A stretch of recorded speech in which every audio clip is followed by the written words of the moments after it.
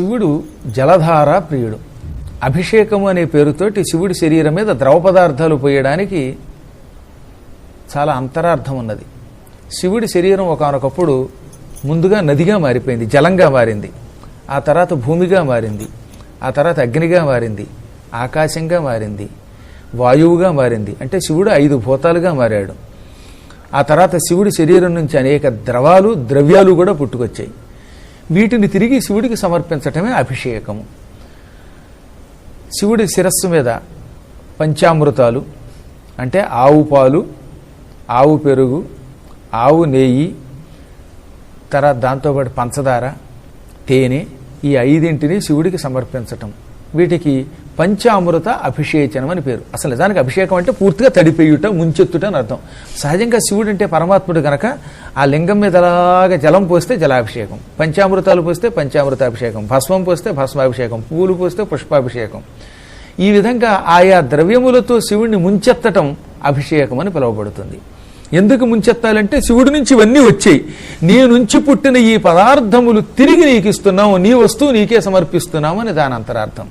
అభిషేకములు సమర్పించడం వల్ల లాభం ఏమిటనమాట?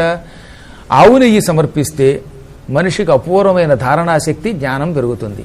ఆవు పాలు సమర్పిస్తే వాడు మహాపండితుడు అవుతాడు, అనుకున్న కోరికలు తీరుతాయి. పెరుగు సమర్పిస్తే వద్దంటే సంపదలు వస్తాయి.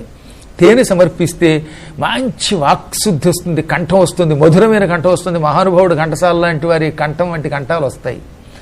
పంచదార ఆయనకి సమర్పిస్తే వాడి జీవితం ఏ దుఃఖము లేకుండా హాయిగా సాగుతుంది. కుటుంబ వృద్ధి, ధనధాన్య వృద్ధి, భార్యాభర్తల మధ్యలో సాంగత్యం, పిల్లల మధ్యలో ఐకమత్యం ఇవన్నీ వస్తాయి. జలం అభిషేకం చేస్తే అటువంటి వాడు పంచభూతాల వల్ల వచ్చే ఉపద్రవాల నుండి బయటపడతాడు, సంపూర్ణంగా శివుడి యొక్క కరుణ పొందుతాడు.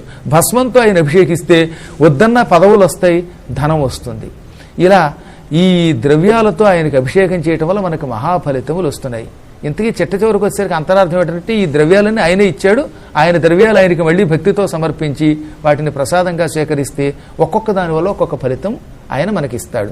అభిషేకం అనగా మంత్రముతో, ద్రవ్యములతో శివుడిని పూర్తిగా ముంచెయ్యడము అని అర్థం అనమాట. ముందు మంత్రం చదవాలి.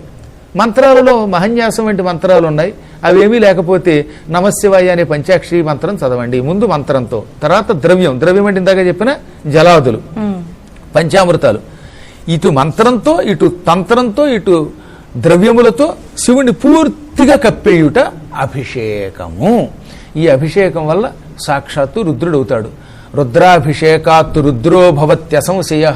శివుణ్ణి అభిషేకించండి శివరాత్రి నాడు, దానివల్ల మీరే రుద్రుడవుతారు అన్నారు. ఇవన్నీ ఒక ఎత్తు అయితే ఆయనకి బాగా ఇష్టమైన అభిషేకం జలధారాభిషేకం. పద్మపురాణంలో జలధారా ప్రియ శివ అని ఉన్నది. శివుడికి నీరంటే బాగా ఇష్టం. అలా నీరు పోసేస్తే ఆయన వాడికి నారు పోస్తాడు.